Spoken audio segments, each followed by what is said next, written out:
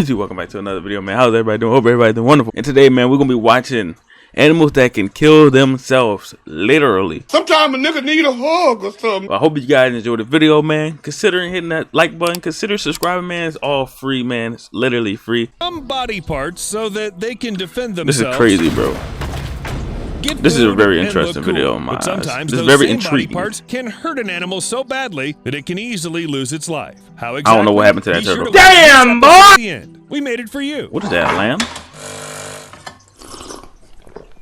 Baru barbarossa is one of the most unusual creatures of our planet. I never heard of that. It looks like a pig, but differs too much from its congeners. Piglet is small, its back is arched, its legs are long enough, and it has almost no fur. These animals. What did he say the name of this animal was? Baru barbarossa is. Baru barbarossa? I've never heard of this. Its back is arched, its legs are long enough, and it has almost no fur. These animals prefer plant food. Yo, let me know. Water. Have you ever heard of this animal? The main thing about barbarossa is, of course, their fangs. In males, the lower and upper canines grow throughout their life and bend toward the head. It's not uncommon for a fang to grow so much that it begins to grow into the skull, literally. Imagine your tooth bending upward and going up to your forehead. So it's not very pleasant. It just grows and and dangerous too. Can go into their head. Pigs don't like that either. In fact, I think fangs block the view. Fortunately, apart from their strange shape, their fangs are fragile. More often than not, though, they break. I'm recording a video. I should shoot this before they reach the skull. For example, during a fight for a female, or just from time, if you're lucky. It's crazy. Unlike deer pigs, things are much sadder for common reindeer. Yeah, I've seen a couple of strong reindeer enough even to injure other animals. It's a real weapon that could very well cause the death of its wearer. Male deer fights are common. During the breeding season, they fight for females, and such battles often end in the death of one of their rivals. Most often, he just runs into another's antlers and...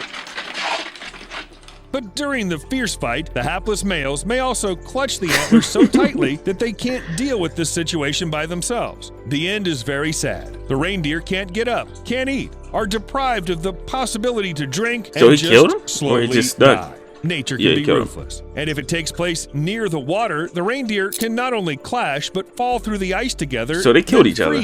Also together. But sometimes the animals are lucky and people notice their misery in time. It's enough to cut out a couple of antlers or shoot them off. Whoa, fella. I hope you knew what you were doing. Unbelievable. Good shot. What if you'd missed? Oh well, at least it ended okay. While the reindeer can get trapped together by accident, things are much worse for argali.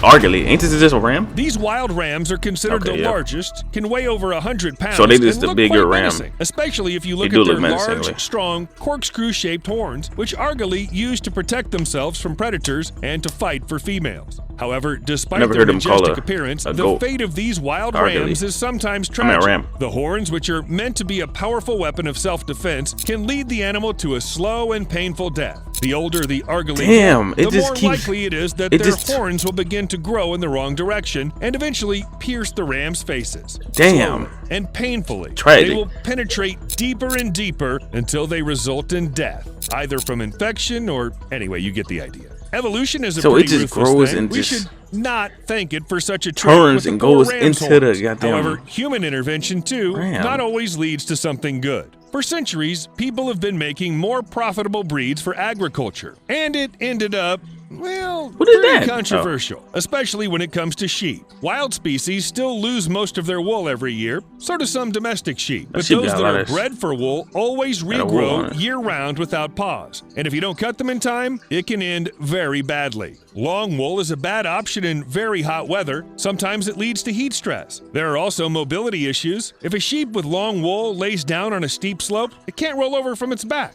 It's like those bugs that lie with their legs up in the air. In addition, the wool causes vision problems. Not enough trouble? Excess wool, which isn't cut, begins to pile up right on the animal, forming knots. All sorts of parasites thrive under these knots. Insects cause unbearable itching, which disturbs sheep and makes them constantly rub against trees, fences, and against everything that it comes across. In such cases, the sheep may tear its sides until they bleed, which is a direct way to infection and sepsis. Damn, they sharing them like Minecraft. The sheep with too many wool may die. So sheep need regular visits to the sheep barber. And here's another absurd